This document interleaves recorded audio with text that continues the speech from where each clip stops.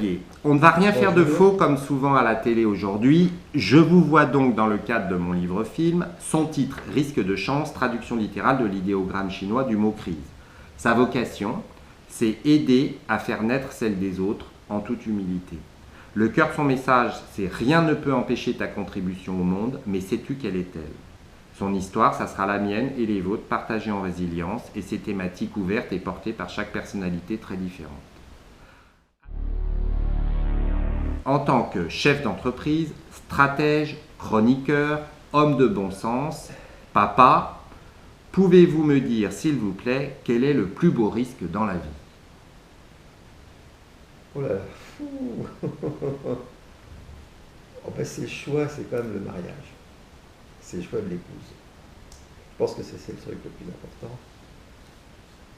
Bon, moi je crois beaucoup à la famille, hein, je crois beaucoup à la stabilité de la famille. Je pense que dans le monde actuel, on ne dira jamais aussi l'importance d'une famille aimante, solide, mais au sens assez élargi, hein, avec les frères, les sœurs. Donc je pense que l'harmonie familiale, c'est sûrement la chose la plus importante. Et une des choses qui me rend absolument sûr de ça, c'est que j'ai été beaucoup en Chine, en développement insulaire en Chine. Donc j'ai pendant 25 ans vu la Chine sortir de l'ère Mao, puisque on a commencé quand Deng Xiaoping a ouvert la Chine, et évidemment ils avaient construit toutes les structures familiales. Donc le communisme a cherché à détruire la famille, et évidemment, donc on prend assez conscience de l'importance de la famille. Donc je pense que moi c'est l'élément clé, hein. Bon, le deuxième truc très important, c'est pour moi rencontrer les autres. C'est-à-dire que faut pas rester enfermé. Moi, après la famille, ce qui a compté beaucoup, c'est les gens que j'ai rencontrés. Donc moi, j'ai toujours choisi les personnes, jamais les métiers. Toujours, toujours. Donc c'est sûr que bon, j'ai eu des profs dans le secondaire extraordinaires, qui m'ont beaucoup marqué. En préparatoire aux grandes écoles, j'ai eu aussi un ou deux profs hors du commun. J'ai fait les ponts, c'est pareil. Au MIT, j'ai eu aussi des profs exceptionnels. Donc, je crois aussi que toute la structure éducative est très très importante, hein. Mais c'est les personnes toujours, hein. C'est des profs exceptionnels qui vous marquent. Après, c'est sûr que mon premier job était tout à fait inattendu, mais c'est Bruce Anderson qui était le fondateur du BCG, donc une boîte de conseil. Et d'ailleurs, j'avais accepté un job avec quelqu'un d'autre, mais la veille du jour où je devais rentrer dans l'entreprise, j'ai un copain qui m'appelle en disant Bruce, viens à Paris, il faut absolument que tu le vois avant de foncer. Et j'ai eu un déjeuner tout à fait imprévu d'ailleurs avec lui, et ça a été le clair, quoi. Donc moi, ça a été quelqu'un qui m'a beaucoup structuré. C'est sûr aussi que bon, j'ai quitté le BCG après 8 ans pour aller chez Beneteau. C'est sûr que Madame Roux, qui était la patronne de Beneteau, est quelqu'un d'exceptionnel. Donc c'est aussi ça qui a joué. Donc en fait, c'est surtout la rencontre des personnes qui explique. Et puis j'ai beaucoup travaillé pour Essilor au BCG, donc quand on m'a proposé de venir à DSG, c'était aussi des gens que je connaissais très bien, que j'appréciais. Donc moi, tout a toujours été avec les personnes.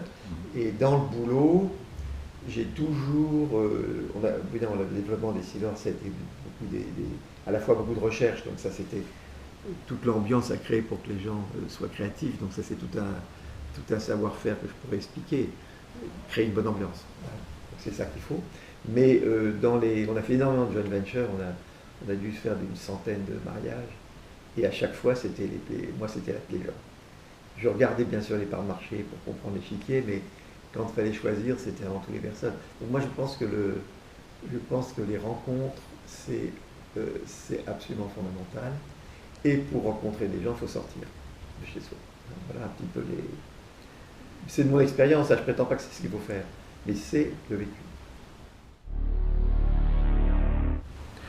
Mariage, famille, la rencontre avec les autres, les personnes. Et alors, comment avez-vous vécu? Qu'est-ce qui était vraiment important pour vous, voire plus grand que vous, dans ces critères-là? Alors attendez, ça, je vais vous dire, en fait, quand on est dans l'action, on ne se rend absolument pas compte de ce qu'on fait. En fait, moi, j'ai vécu, c'est vrai, j'ai eu la chance de vivre partout où j'ai été, hein. J'ai eu la chance de vivre des développements énormes. puisque le BCG, je suis rentré, je pense, 40e ou 50e embauché, et la boîte doit être à 15 000 aujourd'hui, vous voyez. Après Beneteau, quand j'ai rencontré Madame Roux, son chiffre d'affaires c'était 3 millions d'euros. Et là aujourd'hui c'est 1500, vous voyez. Donc ça fait encore une multiplication de 500. Après j'ai sauté un passage important pour moi qui était Eurès. J'ai passé 6 ans dans la restauration collective. Là aussi c'est une boîte, quand j'étais rentré, il devait être 30 000, et je crois qu'ils sont 1 million aujourd'hui. Hein. Et puis Essilor, c'est la plus grosse croissance que j'ai connue. Quand j'ai connu Essilor au BCG, je crois que la société devait faire, j'ose plus dire les chiffres, ça devait être 10 millions de francs ou 20 millions de francs. Et aujourd'hui, c'est 1 milliard. Donc ça fait 1000. Donc j'ai connu que des croissances énormes. Alors là, j'ai probablement, dans les gens que j'ai rencontrés, sans m'en rendre compte, c'était toujours des gens en développement. C'était toujours les petites boîtes en croissance. C'était plutôt le petit qui frétille plutôt que le gros qui roupille. C'était ça que je m'ai toujours forcé. Et j'étais toujours instinctivement tiré par les gens qui avaient des projets. Donc je préférais 100 fois un job dans une petite boîte qui se développe, et petit job à la limite, que le gros truc dans un truc qui ne croit pas. Alors pour moi, le développement, c'est absolument fondamental. Je serais incapable de gérer une boîte sans la faire croître. Incapable. Donc je pense que c'est parce que c'est le brassage, vous voyez. Alors il y a aussi un truc qui a toujours joué, c'est que toutes ces boîtes ont en commun la mondialisation. C'est-à-dire qu'elles ont toutes en commun le fait d'avoir été des petites boîtes. Alors BCG, c'est une petite boîte américaine, qui est devenue très grosse, mais après Eurest, Essilor, Beneteau, c'est des petites boîtes françaises qui sont devenues gigantesques. Et donc il y a toujours ça, c'est la conquête du monde, constamment. Alors, ça c'est très très important parce que je vous ai cité des noms, bon, à part Bruce, c'était plutôt des Français, mais c'est sûr que des gens comme le patron de Nikon, avec qui on a dealé, c'est sûr que le patron de l'affaire de Kémy, les gens avec qui on a fait du chemin en Chine et en Inde, ce sont des personnalités exceptionnelles qui m'ont évidemment tiré. Enfin, c'est pas qui m'ont tiré, c'est qu'en fait, il y a un dialogue qui fait qu'on est obligé d'être à la hauteur, et donc on grandit sans s'en rendre compte. Donc en fait, moi je me suis rendu compte de rien. C'est qu'une fois à la retraite que j'ai vu le chemin. Mais quand j'y étais, et si vous voulez, ça s'explique assez bien, parce que les chiffres de développement vertigineux dont je vous parle, parce qu'on parle de multiplication par 500, et entre 200 et 500, mais quand vous faites un calcul sur 50 ans, en fait ça fait 10 ou 11% par an. Quand vous êtes capable de tenir du 12% par an pendant 50 ans, faites le calcul, ça fait 1000. Donc en fait, bon, 10% de croissance, c'est très élevé, mais c'est pas non plus monstrueux. Et donc en fait, il faut s'habituer au développement. Et alors après, ce qu'apporte le développement, c'est la multiplication des décisions. Parce que quand vous êtes constamment en développement, il faut constamment prendre des décisions. Quand vous êtes sur un truc stable, les décisions sont beaucoup plus simples. Il y a presque une tradition. Donc on applique une tradition. Quand vous n'avez pas de développement, on fait le budget, tout le monde, il est traditionnel. Hein. C'est comme les sociétés qui ne croissaient pas. Quand vous êtes en plein développement, vous avez constamment des décisions à prendre. Alors, c'est là qu'il y a un mécanisme qui, à mon avis, j'insiste énormément là-dessus, c'est que vous faites forcément des erreurs quand vous prenez des décisions. De toute façon, vous prenez des décisions, parce que si on n'en prend pas, bon. Donc, on est obligé, donc là-dessus. Et alors, c'est là qu'il y a un mécanisme très vertueux, c'est que si on est capable de comprendre les erreurs, on progresse à tous les coups. Parce que quand vous prenez une bonne décision, vous prenez confiance de votre bonne décision, mais quand vous vous plantez, si vous êtes capable, bon, avec votre boss ou les gens, de comprendre où est l'erreur, vous avancez. Donc quand vous prenez des décisions, forcément, vous améliorez. Et ça, c'est le mécanisme que j'ai fait. J'ai fait beaucoup d'erreurs, mais il y a eu aussi de bonnes décisions et on a corrigé les erreurs. Alors, on en fait tout le temps les erreurs. Hein, donc ça, il faut savoir que l'erreur, ça va avec la décision. Hein. Quelle est votre contribution au monde, votre mission, votre vocation, vous, dans ce que vous me racontez? Alors, moi, je ne suis pas de la génération actuelle. Actuellement, il faut des grandes missions. Et donc, on se définit par rapport aux missions. Alors moi, ça n'a pas été mon moteur. Je pense qu'après coup, rétrospectivement, sans le faire exprès, on a rendu des services. Alors, il faut savoir aussi qu'il faut expliquer un truc auquel je suis très très sensible. C'est que il faut partir de l'idée fondamentale de l'économie de marché. C'est que, en fait, l'économie de marché, c'est le pouvoir au consommateur. Et le consommateur, il n'est pas idiot. Alors, on peut effectivement tromper le consommateur quelque temps. On peut tromper quelqu'un tout le temps, je peux dire ça, mais on ne peut pas tromper tout le monde tout le temps. Et en fait, le consommateur, il est très malade. Et je veux dire, il faut avoir développé des boîtes pour savoir que le consommateur est extrêmement intelligent. Et quand on le comprend, c'est comme ça que ça marche. Alors, il y a toute l'histoire de la pub c'est effectivement des gens qui ne sont pas géniaux, qui essayent de faire des picouzes, etc. Mais vous savez, sur la durée, il n'y a que les gens qui ont des produits meilleurs qui marchent. Alors ça, c'est absolument clair. Donc c'est les gens qui attaquent l'économie de marché, mettent en avant les comportements de rapacité. Et si vous voulez, quand vous développez une boîte par 100, c'est pas la rapacité. La rapacité, ça va permettre d'augmenter le profit de 20%. Mais quand on parle du centuplement, c'est pas ça. Donc en fait, les centuplements, c'est parce qu'on a trouvé des nouveaux clients et les clients ne sont pas idiots. Et dès que vous sortez d'un pays, pour prendre des nouveaux clients d'un autre pays, il faut que le produit ou le service soit très très bon. Donc moi, je lutte énormément contre des idées fausses qu'on donne de l'économie de marché. Et ces idées fausses viennent évidemment de gens qui n'ont pas eux-mêmes fait la vente ou fait la production. Donc là, moi, je m'inscris complètement en faux et si on peut expliquer ça aux jeunes, c'est important. Donc, si vous voulez, le développement, c'est quand même des idées supérieures et l'idée supérieure, c'est celle qui plaît au client. Bon, le profit, ce n'est pas le résultat de l'exploitation des ouvriers. Le profit, c'est la récompense que donne un client au fournisseur qui lui a rendu service sur la durée. Donc la mesure d'une entreprise de son profit, la capitalisation, c'est une mesure du service rendu. Bon, alors tout ça, évidemment, personne ne peut dire ça dans un pays comme la France, où les gens ont été très très mal, on leur explique très très mal l'économie, mais nous, on a quand même monté des gros bazars à plusieurs reprises. Moi, j'ai vu ça 4 fois quand même. Je peux dire que le profit, c'est une récompense du client. C'est pas l'exploitation. Et si les affaires où j'ai pu ont bien marché, c'est parce que c'est ça qu'on a compris. Alors après, la mondialisation, si vous voulez, il y a un point très très très important. C'est qu'on explique la mondialisation, c'est l'uniformisation du monde. Bon, alors ça c'est encore des gens qui n'ont pas fait eux-mêmes des ventes et qui n'ont pas eux-mêmes fait des conquêtes. Si je prends Essilor, si vous voulez, en fait, Essilor, comment ça s'est développé?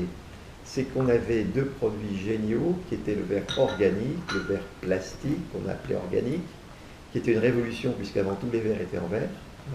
Et le plastique, évidemment, alors la matière organique est infiniment supérieure parce qu'elle est incassable, elle filtre les UV et elle est 4 fois plus légère.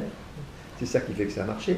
On a les verres progressifs qui sont l'invention de Meknaz, donc un des Essiloriens, qui est un coup absolument génial, qui est une révolution complète de la conception d'un verre ophtalmique. Bon. Et donc, c'est des spécificités françaises qui sont devenues mondiales. Donc, c'est en poussant des spécificités françaises, en devenant nous-mêmes complètement mondiaux, qu'on a réussi à conquérir le monde. Donc, en fait, c'est des spécificités locales qui deviennent mondiales. Et c'est vrai pour tout le monde. Vous prenez n'importe quel produit, c'est toujours une spécificité locale, mais qui avait valeur mondiale. Et le truc très intéressant, c'est que l'être humain est super malin et la classe, il la voit au premier coup d'œil. La classe se voit au premier coup d'œil. Et donc c'est ça qui explique le développement, c'est ça qui explique la mondialisation. Alors tous les gens qui nous parlent d'uniformisation et tout ça, c'est du pipeau. Alors bien sûr il y a McDo, mais regardez les sushis, il y a des sushis maintenant qui se mettent dans le quartier. Ben, vous savez, si vous savez acheter des sushis, vous vous nourrissez aussi bien qu'avec McDo. Et le sushi du coin, il impacte le McDo. Et ben ça veut dire que le sushi, c'est un des trucs les mieux des Japonais, et c'est en train de prendre. Vous avez la pizza italienne. Et donc en fait ce qui se développe, c'est les spécificités. Et donc en fait on prend le mieux de chaque pays. Donc la mondialisation, il y a un travail énorme à expliquer. Il n'y a que des intellos qui parlent de ça. Et je crois qu'effectivement, il faut donner la parole aux chefs d'entreprise qui eux-mêmes l'ont vécu, qui eux-mêmes ont été payés des entrées dans tous les pays. Parce que nous, ici, là, on était leader dans tous les pays quand même. On est leader en Chine, en Inde, au Japon, en Corée. Il n'y a que le Japon, on est numéro 2. Mais c'est une autre histoire. Mais on est leader partout. Ben, comment est-ce qu'on l'a fait? Bon. Et la mondialisation, c'est un mécanisme qui est très heureux, à condition d'être évidemment très flexible. Mais on ne peut pas, si vous voulez, en tant que consommateur, vouloir une liberté d'acheter tout tout ce qu'on veut échanger de fournisseurs, et en même temps, en tant que producteur, dit ah, je produis, c'est monopole. Donc dans mon boulot, monopole. Ah, comme consommateur, concurrence. Non, ça c'est paradoxal. Il faut expliquer que si on veut de la liberté d'achat, il faut de la flexibilité de producteur. Voilà. Donc il y a tout un travail de pédagogie terrible à faire. Alors moi, dans le sens, si vous voulez, moi je pense qu'il n'y a pas de grand problème à se poser, parce que les gens savent eux-mêmes ce qui est bon pour eux, et les trucs qui marchent sur la durée. Donc moi, il n'y avait aucun problème entre l'excellence du produit et la quête de sens. Moi, le moteur chez moi, ça a été être leader mondial. Moi, j'ai eu un moteur sportif. Je voulais être le Federer, voilà, toujours. Donc, qu'est-ce qui a joué? Et ça a été le trait commun de toutes les boîtes, le BCG, Benetton, Eurès et Siller. En fait, c'est le leader mondial. Chercher le leadership mondial. Alors, il se trouve que dans les 4 cas, on l'a trouvé. Et donc, moi, c'est un côté plus sportif. Alors, je sais que la nouvelle génération, ils sont très sur le sens. C'est pas incompatible, hein. Mais je pense que, si vous voulez, le client, il faut. Alors, où est-ce que le client est bête, où est-ce qu'il est intelligent? Voilà. Et donc, c'est une grande segmentation. Il y a des gens qui disent les clients sont bêtes, on les manipule, la rapacité. Ah oui, le truc, le gars, il exploite ses ouvriers, il fait un surcroît de profit qu'il faut dans la pub pour manipuler les clients. Et bon, ça, c'est ce que vous racontent toutes les alternatives économiques. Il n'y a pas un seul mec qui a fait des boîtes, hein. Dans tout cela, il n'y en a pas un seul, hein. Ou alors qu'ils aillent vendre leurs trucs dans le monde entier, puis on verra, hein. Bon. Et donc, je trouve qu'ils ont des discours très intelligents et séducteurs pour les esprits, mais c'est du pipeau total, hein. Alors qu'il vaut mieux laisser parler les gens qui eux-mêmes ont fait. Alors, ce qui se passe, c'est que les jeunes, maintenant, ils sont très sensibles à ça. Et je le vois avec tous les cours que je donne partout. En fait, les doueurs commencent à avoir une grande crédibilité par rapport aux intellos, hein. Et ils sont beaucoup plus réalistes. Alors, je pense qu'ils cherchent une quête. Moi, la quête, c'était leader mondial. Disons que si on est leader mondial dans son produit, c'est qu'on rend des services, vous voyez, parce que les gens ne sont pas idiots. Alors, si on considère qu'ils sont intelligents, et moi je pense que les gens sont malins sur le long terme, à ce moment-là, il n'y a pas d'opposition entre rechercher le leader mondial et rendre service à l'humanité. Pour moi, ce n'est pas une opposition. Qu'est-ce que vous reconnaissez en vous-même, par vous-même, qui vous donne le goût de vivre? C'est les autres. Le goût de vivre, oui, non, mais c'est le contact avec les autres, si vous voulez. Alors après, il faut que ce soit intéressant. En fait, il ne suffit pas de voir les autres, il suffit de... Alors moi, mon truc, c'est la pédagogie. J'ai toujours travaillé comme ça. C'est-à-dire que moi, je me suis rendu compte avec du recul que... Attendez, je vais vous dire, il y a un truc très important, c'est qu'on a un talent. Parce que toutes vos idées, ça tourne autour de... Vous savez, les Japonais, vous avez sûrement vu les Japonais, entre ce que je sais faire, ce pourquoi je peux me faire payer, là où je suis utile à une boîte, et qu'est-ce qui est ça. Vous savez, c'est tout l'ikigai. Hein, alors, vous savez, tout ce que votre thèse, elle est... je pense que c'est les Japonais qui ont mieux formulé ça. Okinawa, la constitution d'Okinawa. Voilà, lisez la constitution d'Okinawa, tout votre truc est fait. Donc c'est les Japonais qui disent qu'effectivement l'harmonie, c'est ce qui est utile au monde par rapport à ce pourquoi on peut se faire payer et par rapport à ce pourquoi on est fait. Et alors plus on arrive à avoir ces trois cercles qui se recoupent, plus on est heureux. Si on est dans trois bulles complètement différentes, là on est moins heureux. Bon. Donc c'est tout ça. Alors moi je crois que moi la technique, il faut partir de sa force. Parce qu'on est tous différents. Bon, donc on a tous un talent différent. Et je pense qu'il faut évidemment s'améliorer, mais il faut savoir le talent qu'on a. Et puis, bon, moi c'est arrivé par hasard, mais je me suis rendu compte que j'avais un esprit qui était capable de synthétiser quand une situation est foutoir, complètement foutoir. Totalement, moi je sais que j'ai toujours eu l'habitude d'arriver à voir les points forts. Donc arriver à voir de la clarté dans le foutoir total. Et d'ailleurs c'est un esprit français ça. On est très à l'aise dans les situations foutoirs, les Français. Et donc c'est ça, et c'est la stratégie, c'est dans un désordre. Comment est-ce qu'on se débrouille dans un désordre complet? Donc arriver à lire le désordre. Alors le désordre il est beaucoup plus ordonné qu'on croit si on regarde les concurrents. Si on apprend à comprendre le concurrent, ça vous remet déjà beaucoup d'ordre. Parce que vous distinguez ce qui est lié au marché et ce qui est lié à la concurrence, déjà. Et à partir du moment où vous voyez bien tout ce que font les concurrents, d'un seul coup, la notion de marché apparaît très claire. Et donc l'environnement, c'est clair. Donc ça, c'est le truc que je savais faire, et donc j'ai utilisé ça comme compétence. Parce que quand vous êtes dans une boîte, on ne peut pas tout faire. Hein. Et dans une bonne équipe, on demande à chacun d'être fort dans un truc. Et après, on assemble l'équipe en prenant les bons. Donc, ce n'est pas quelqu'un qui est moyen en tout, qui est utile dans une équipe. C'est quelqu'un qui est très fort en rien. Et à ce moment, parce que, et à ce moment-là, si vous voulez, vous assemblez l'équipe avec des types, on sait, et les filles, sur ce truc-là, c'est eux. Et à ce moment-là, vous créez l'équipe.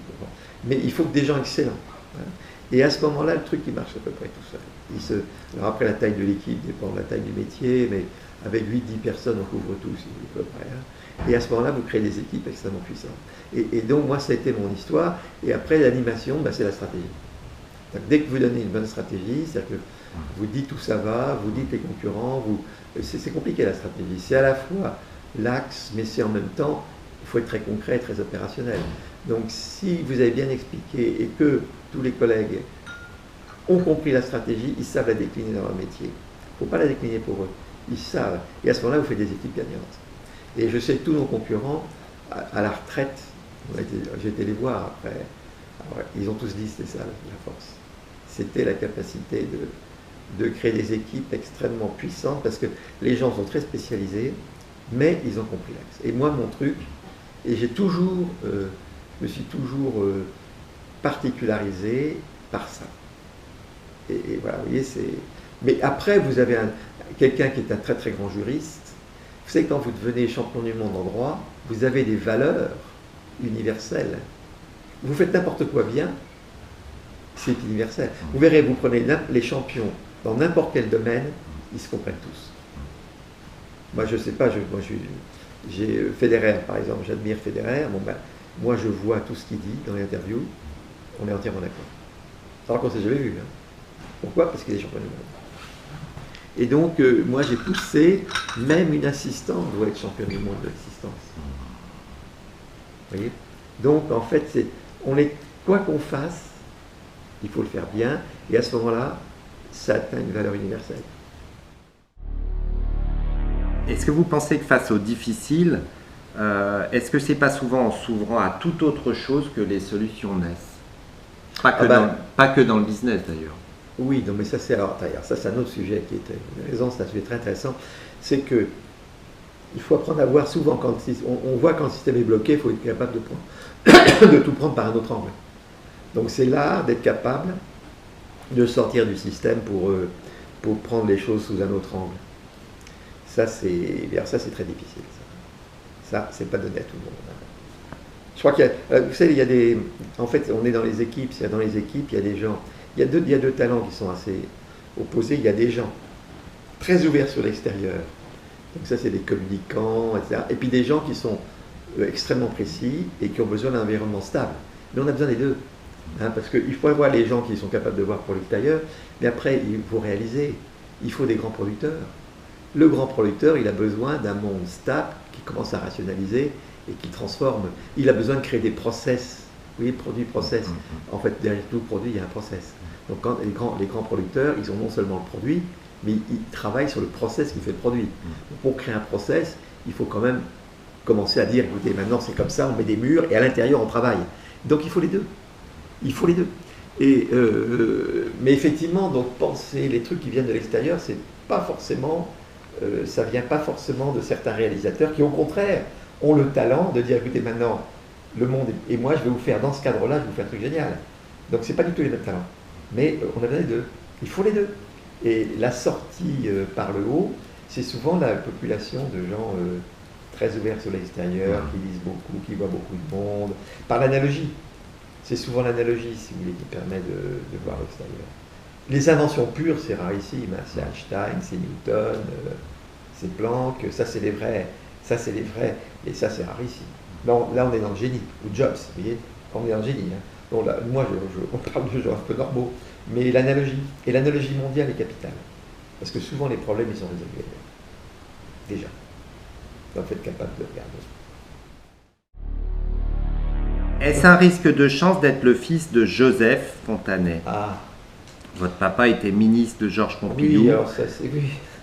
Et on dit qu'il a été assassiné en 1980. Ben non, on ne dit pas, il a été, oui. Non. Mais oui, non, moi j'ai eu énormément de chance avec ma famille, hein, donc j'ai eu une chance énorme d'avoir des parents comme ça. Hein. Et donc il y a pas, il y a bien sûr j'ai eu des chances énormes. Alors après, c'est très amusant votre question. En fait, le truc assez marrant, c'est que j'ai eu beaucoup de chance d'avoir des parents formidables. Mon père était très très pris, donc on le voyait moins souvent, mais quand il était là, il était là. J'ai une mère qui a tout à fait complémenté et s'est très bien positionnée par rapport à lui. Donc tous mes frères et sœurs, on a eu des jeunesse très heureuse. Moi, il y a un truc qui a beaucoup compté, c'est les jazz.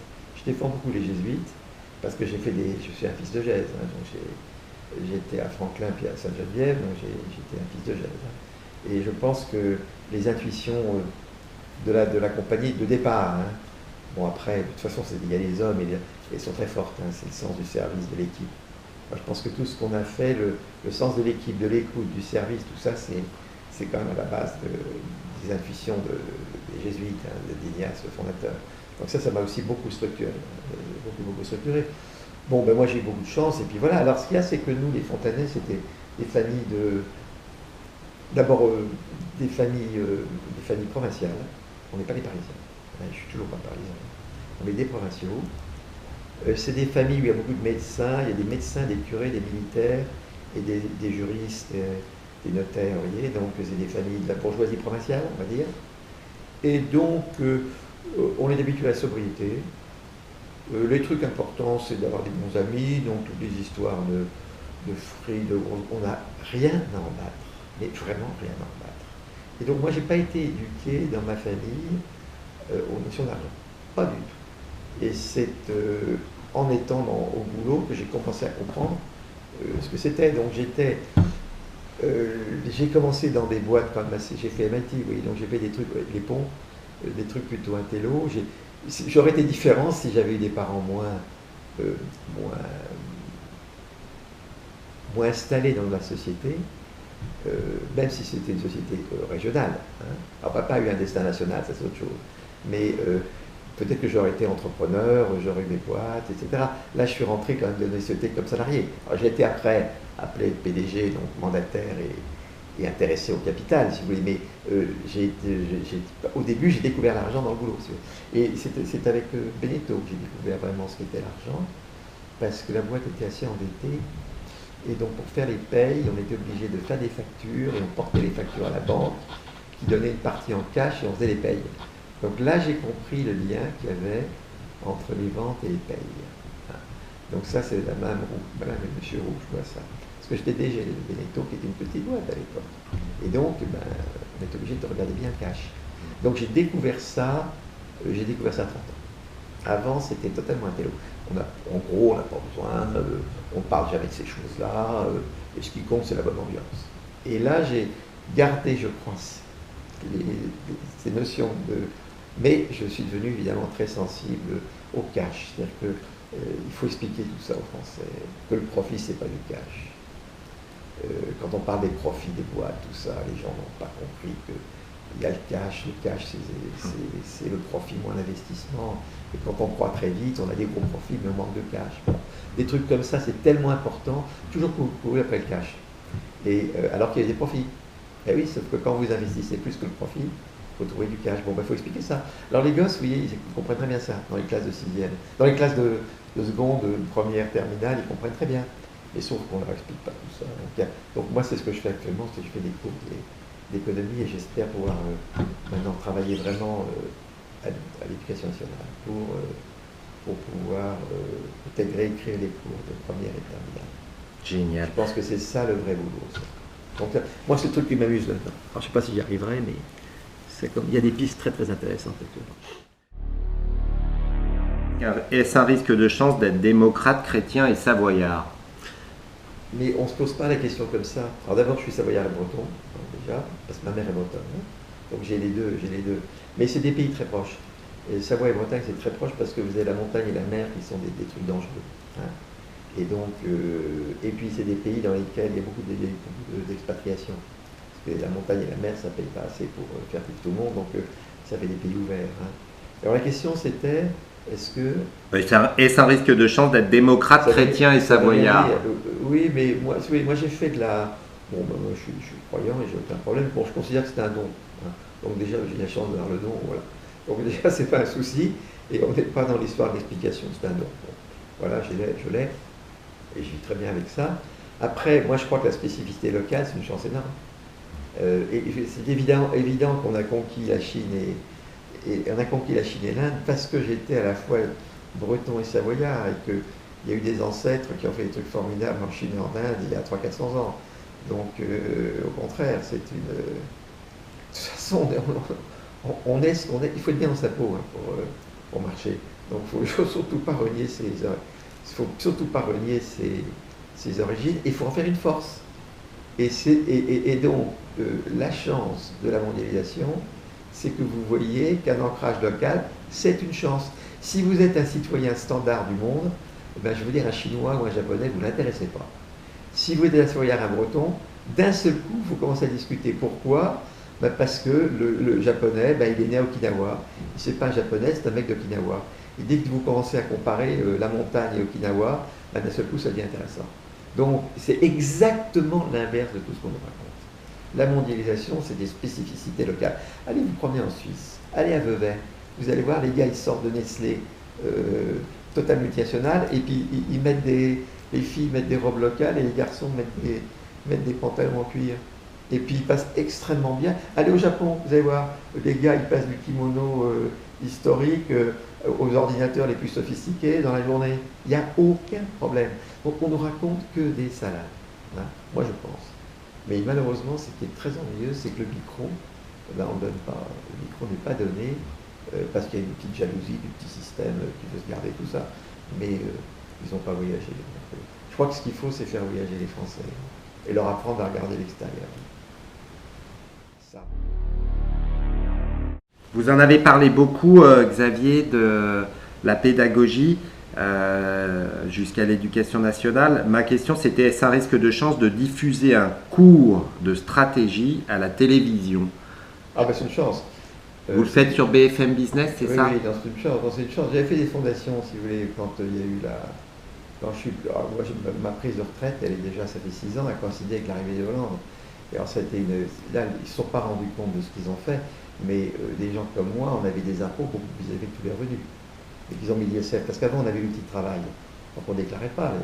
Et dès que vous passez à la retraite, vous avez les revenus divisés par 3, et d'un seul coup, vous trouvez cette masse qui était 3 fois mes revenus.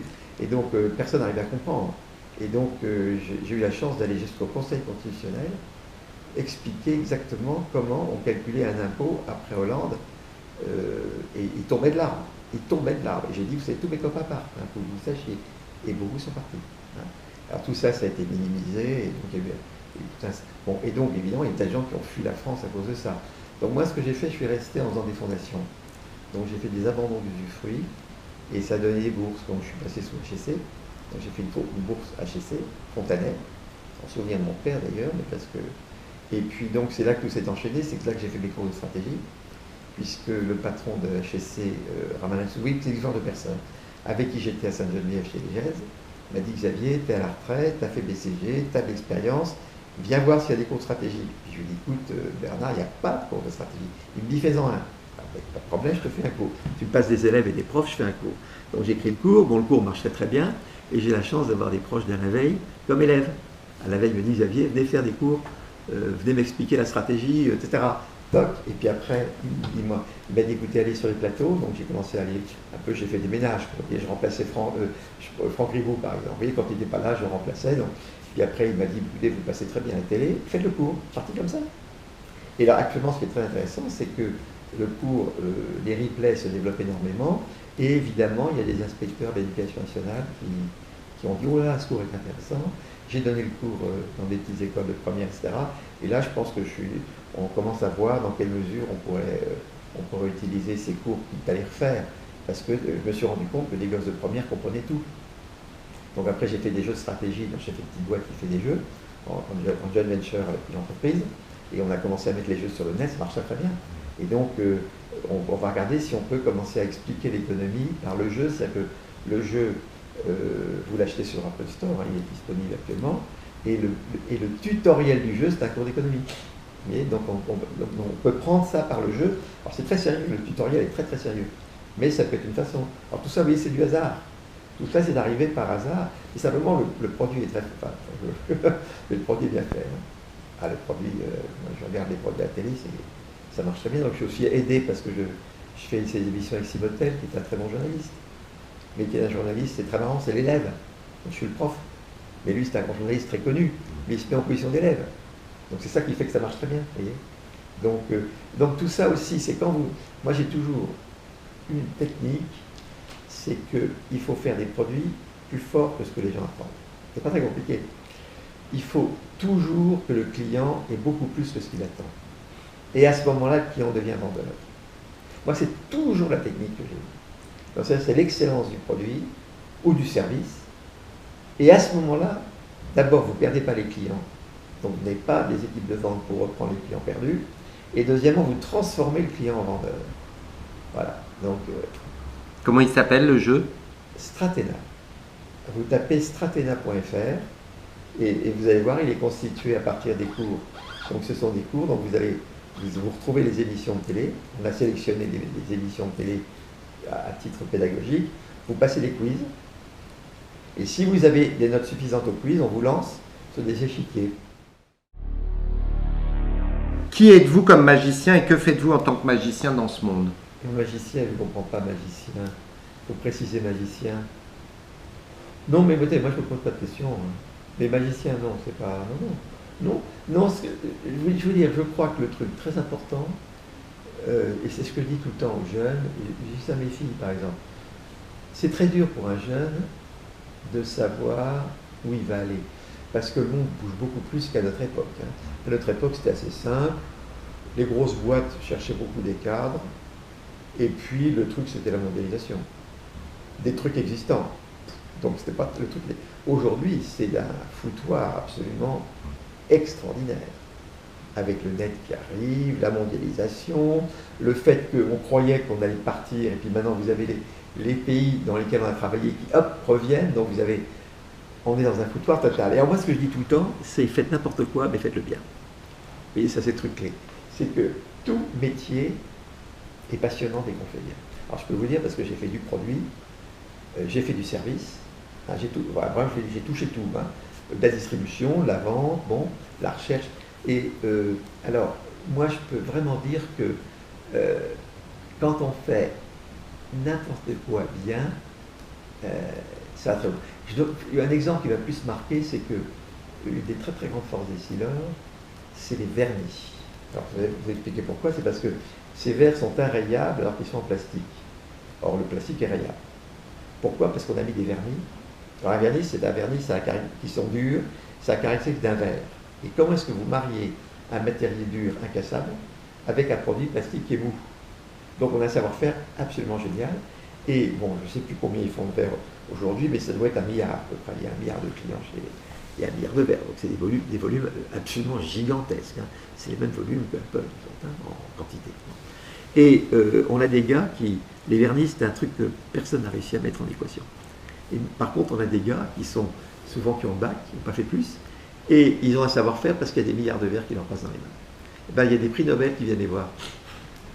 Parce que le prix Nobel... Vous savez, quelqu'un qui fait un truc très simple, s'il devient champion du monde, il est capable de discuter avec des prix Nobel. On a vu ça. Hein. Et donc, moi, c'est l'exemple extrême. Il faut faire n'importe quoi bien. Et vous avez l'excellence partout. L'artisanat. Là, je vais faire un des papiers éco sur l'artisanat parce que, si vous voulez, un artisan, quand vous regardez bien, si vous voulez, vous avez un truc fantastique qui arrive aujourd'hui, c'est la personnalisation. Hein, bon. Donc, à partir du moment où vous personnalisez le produit, on arrive à l'artisanat. Un artisan va faire un truc simple, mais il y a un art, artiste, génie, signature. Vous voyez, le gars qui fait un menuisier ou, je sais pas, quelqu'un qui fait des tasses. Bon. Et bien, vous vous rendez compte ce qu'il peut faire? Il travaille la matière, il travaille les formes, il travaille tous les vernis, et tout ça. Vous vous rendez compte des merveilles qu'on peut faire? Il va changer la forme, il va modifier tous les trucs. Vous voyez ce qu'il peut faire? Tout ce qu'on peut jouer? Et puis il fait une œuvre qui signe. Ça peut être une œuvre d'art qui dans 1000 ans vaudra vaudra des fortunes, vous voyez. Et donc, en fait, tous les travaux d'artisanat, ça peut être des trucs merveilleux, des trucs faits à l'unité. Ici, avec son nom, vous voyez. Et donc, c'est une façon de dire. Mais par exemple, je sais que, bon, il y a toute la propreté, il y avait une femme de ménage qui travaille bien. Moi, je dis toujours, on a eu des très gros deals qui sont faits parce que la maison était propre. Donc, la personne qui balaye, c'est beaucoup plus qu'enlever de la poussière. Elle permet de créer un deal. Pourquoi? Parce que le japonais dit, ah, ces gens sont propres. Ah, c'est beaucoup plus propre que je croyais. Ah, mais on peut peut-être s'entendre. Et d'un seul coup, vous faites un deal gigantesque. Pourquoi? Parce que la femme de ménage.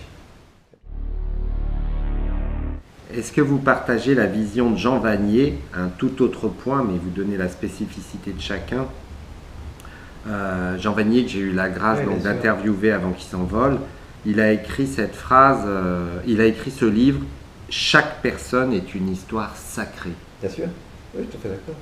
Suivant. Mais il faut revenir à ça, évidemment. C'est évidemment, mais c'est très beau, c'est très très bien dit. Bah, vous avez le respect de la personne humaine, évidemment, et puis le fait qu'on est tous différents. Alors ça, c'est là, si vous voulez, il y a le gros sujet avec toute l'Asie, où l'Asie, c'est des Confucéens. Et donc, il y a un truc très intéressant qui se passe entre l'Europe et l'Asie, si vous voulez. Donc l'Asie, on est... la capacité de comprendre le corps social est plus forte en Asie, parce qu'un Asiatique se voit comme la feuille d'un grand arbre. Vous voyez, alors que l'occidental, ça c'est lié au christianisme, c'est pas du tout ça. C'est vraiment l'individu est un génie.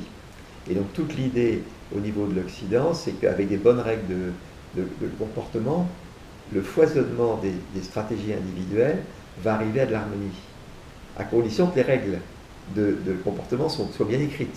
Vous voyez, c'est pas du tout le même système que le système confucéen, qui reste un peu un système grec encore, un système du temps du cosmos. Vous avez vraiment quelqu'un qui est l'empereur, qui organise tout. Et donc les gens ont un sentiment social très fort. Ici, on a beaucoup plus un sentiment d'individualité. C'est le génie de chaque individu qui va créer l'harmonie de la société, si les règles sont bonnes. Donc il faut bien écrire les règles. Ça, c'est le gros sujet, d'écrire les règles. Et donc, il y a, bien sûr, Vanier a raison. Mais il parle en occidental. Mais il a raison. Alors, la notion sacrée avec l'Asie, c'est différent. Donc, je suis tout à fait d'accord, mais c'est une vision assez occidentale. Mais c'est bien. Et il faut une différence. Qu'est-ce qui fait que la mondialisation est passionnante? C'est quand vous avez ces deux mondes qui sont forcés de commercer, c'est passionnant. Parce que l'occidental va apprendre de l'asiatique la valeur sociale, il est moins équipé naturellement. Alors que l'asiatique va comprendre l'initiative individuelle. Parce que lui, il est équipé à travailler dans un monde beaucoup plus hiérarchisé. Donc je pense qu'il va y avoir un foisonnement passionnant. Et c'est pour ça que comme on compte se taper dessus. Parce qu'au contraire, la différence entre un asiatique, entre l'Asie et l'Inde, parce que c'est... alors après, l'Inde, c'est autre chose. Mais on va rester sur la Chine et l'Occident, c'est passionnant. Avez-vous un défaut dont vous souffrez? Ah oui, moi je fais trop vite confiance. Là, je sais très bien. Je fais trop vite confiance. Je fais des erreurs à cause de ça tout le temps. Mais donc j'ai besoin de quelqu'un qui me compense. J'ai besoin d'avoir quelqu'un avec moi qui est plus poli. Donc tout seul, je suis plutôt à faire plein d'idées, c'est très dynamique et tout. Il faut quelqu'un qui me freine. Parce que je vois pas le mal. C'est mon défaut. Je vois pas le mal. Je sais très bien ça, et ça continue. Mais c'est comme ça, puis voilà. C'est quoi l'intention positive qui se cache derrière ce défaut? J'en sais rien. L'intention, je conteste le mot intention. Non, le seul truc auquel moi je suis très sensible, c'est les règles qu'il y ait des règles de bonne conduite dans la société. Et c'est le rôle des politiques, si vous voulez. Là, je trouve qu'il y a actuellement, il y a un sacré boulot à faire. Mais non, il n'y a pas de détermination. Je pense pas comme ça, en tout cas. Bon, j'aurais bien vivre. Non, le truc qu'il faut lutter, c'est la bêtise. Ben, c'est très simple, c'est d'ailleurs très universel. C'est le mensonge, la jalousie, l'orgueil, c'est tous les défauts. Je me suis rendu compte en discutant beaucoup avec les Chinois que nous, les péchés capitaux, ils ont les mêmes trucs eux aussi.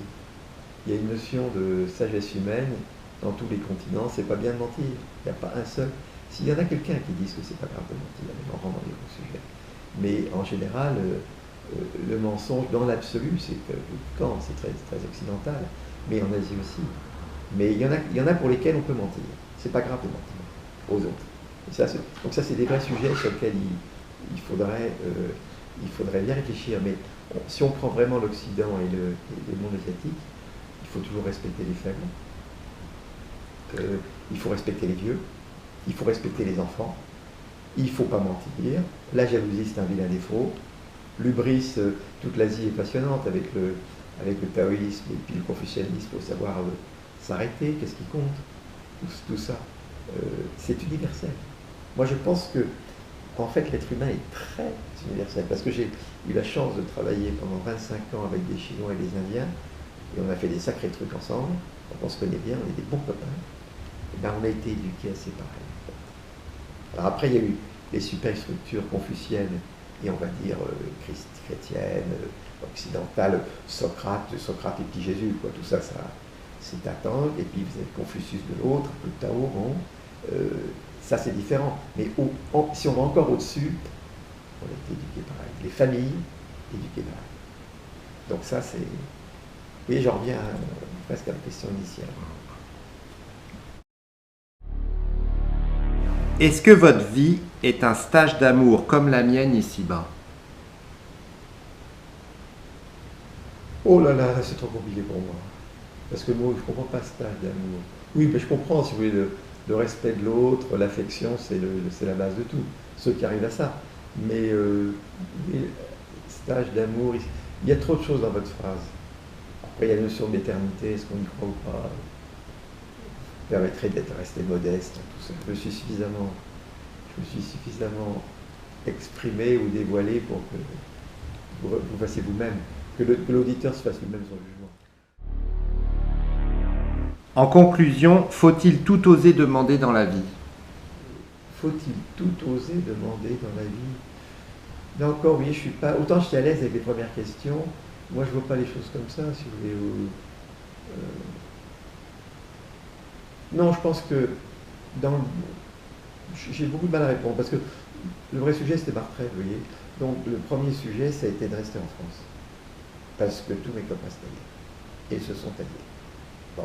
Et ça, c'est un problème très grave, parce que quand vous êtes mondialisé, vous avez des pouces qui n'est pas forcément du pays, vous savez, vous pouvez quitter. Donc moi, j'ai eu un sentiment d'appauvrissement de la France par départ des élites absolument dramatique. Et je pense que, si vous voulez, je vais revenir à du concret, c'est que les ISF, et c'est aussi bien la gauche que la droite, parce que Chirac, Sarko ont trempé dans le crime exactement autant que Hollande et toute la bande.